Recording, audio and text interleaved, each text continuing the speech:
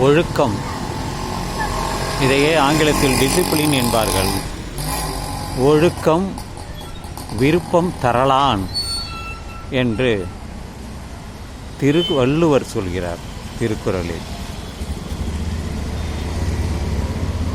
ஒழுக்கம் உயிரினும் ஓம்பப்படும் என்று திருவள்ளுவரும் சொல்கிறார்.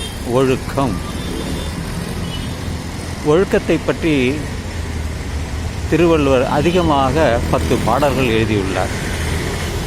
ஒழுக்கம் என்றாலே ஒரு டிசிப்ளின் தான். இதை இப்படித்தான் செய்ய வேண்டும், நேர்மையான முறையில் செய்ய வேண்டும், எந்த செயலை எடுத்தாலும் அங்கே ஒரு டிசிப்ளின், ஒழுக்கம் இருக்க வேண்டும்.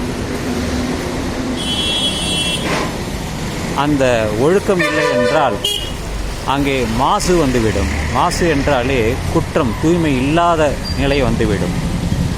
அதனால்தான் இந்த ஒழுக்கத்தை பற்றி திருவள்ளுவர் மிக உயர்வாக சொல்வார்.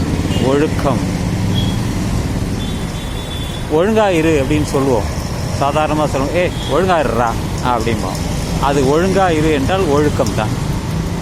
தப்பு செய்யாத, தவறு செய்யாத, பொறாமை கொள்ளாத என்று பலவிதமாக அவரை அறிவுறுத்துவார்கள்.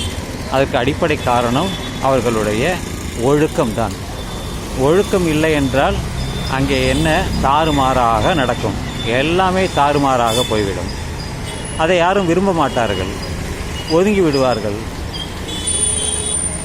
சிறிய குழந்தைகளாக இருந்தால் கண்டிப்பார்கள்.